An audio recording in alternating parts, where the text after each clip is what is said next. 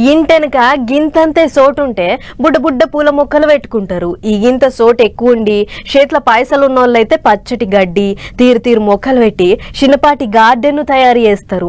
పట్టణాలలోనైతే సర్కారు వాళ్ళే పార్కులు కట్టిస్తారు. పట్నం పబ్లిక్ కూడా తీరికున్నప్పుడు అట్లా పోయి పార్క్ లో కూర్చొని నిమ్మలం అవుతుంటారు. అట్లనే ఇప్పుడు తెలంగాణ సర్కారు వాళ్ళు ఇవాళ కొత్త పార్క్ ని రిబ్బన్ కత్తిరించి సాల్వ్ చేసిర్రట. మరి పార్క్ ముచ్చటేందో అరుసుకునొద్దాం పార్రి. 150 ఎకరాల జాగా, 2500 జాతుల చెట్లు, 450 కోట్ల ఖర్చు, 25 ఏండ్ల కింద ఆలోచన, 12 ఏండ్ల కింద ప్లానింగ్, 6.5 ఏండ్లలో అయిపోయిన పనులు. రంగారెడ్డి జిల్లాలున్న పొద్దుటూర్ల కట్టిర్రు ఈ పార్కును. ఎక్స్పీరియం పార్క్ అని పేరు పెట్టిర్రు. అగో చూడోలి ఎంత ముద్దుగున్నదో పార్కు. చూడ్డానికి 2 కళ్ళు చాలతలేవు కదా. ఇగో ఈ చెట్టును చూడోలి, బుద్ధుని చెట్టు అన్నట్టు ఇది. బుద్ధునికి చెట్టు కిందనే జ్ఞానోదయం అయిందనేది ముచ్చట పబ్లిక్ కు మల్లోపాలు ఎడక చెప్పేందుకే ఈ చెట్టును పెట్టినట్టున్నది కావచ్చు చూస్తుంటే. ఇగో గీడనేమో కూసునేటి కుర్చీలు ఉన్నట్టే ఉన్నాయి చెట్లు. ఈ ఒకటే కాదు, తీరు చెట్లు, తీరొక్క తీరు అందాలు. ఇంత పెద్ద పార్కును తెలంగాణ గవర్నమెంట్ తరపుకించి కుర్తూ సీఎం రేవంత్ రెడ్డి సారే వచ్చి సినిమాల హీరో చిరంజీవి సార్ తోని రిబ్బన్ కత్తిరిప్పించిండు.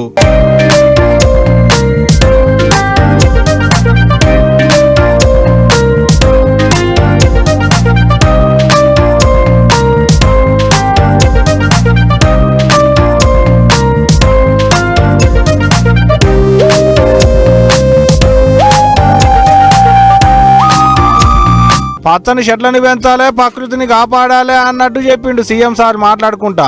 ఈ మధ్యకాలంలో కేంద్ర ప్రభుత్వాన్ని కలిసినప్పుడు మాకే నాంపే ఎక్ పేట్ అంటే తల్లి పేరు మీద విద్యార్థులందరూ ఒక మొక్కను నాటి దాన్ని సంరక్షించాలనే ఒక విధానాన్ని ముందుకు తీసుకొస్తున్నాము.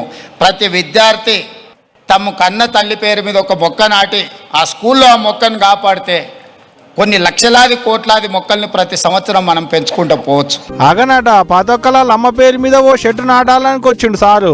ఇక సీఎం సార్ ఇట్ట అంటుంటే ఆడు సినిమాల హీరో చిరంజీవి సార్ ఏమంటుండో అది కూడా పాలినలే.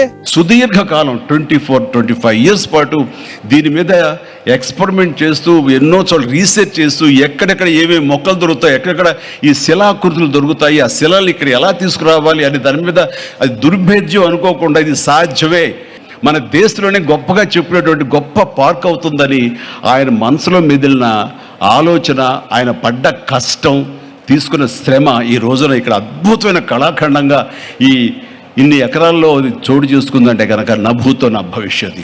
దునియాలనే ఇంత పెద్ద పార్కు లేదు, ఇంత మంచి అందాలు దొరకవు అన్నట్టే మాట్లాడుకొచ్చిండు. ఇక గింత పెద్ద పార్కును సాల్వ్ చేస్తున్నారు అనగానే తాతకు పానం ఊకోబుద్ధిగా అన్నట్టున్నది. మెడకు చెట్ల బొమ్మలు అసంటి తగిలించుకొని వనజీవి రామయ్య సారసుతో వచ్చిండు ఇంటి నెంబడేసుకొని ఆ పార్కు కాడికి. తాతకు కూడా చెట్లను పెంచుడు పాయలమే ఉండే, అందుకనే వచ్చిండు కావచ్చు. రాకుంటే ఎట్లుంటాడు, చెట్ల మీద ఉన్న పాయలం కొద్దిగానైనా వస్తాడు తాత.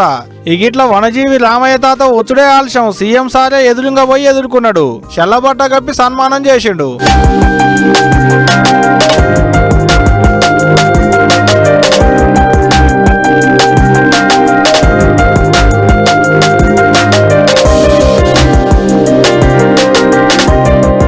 ఏదున్నాక పార్క్ అందాలను చూసేందుకైతే 2 కళ్ళు చాలతలేవు అనుకో రాదోరి.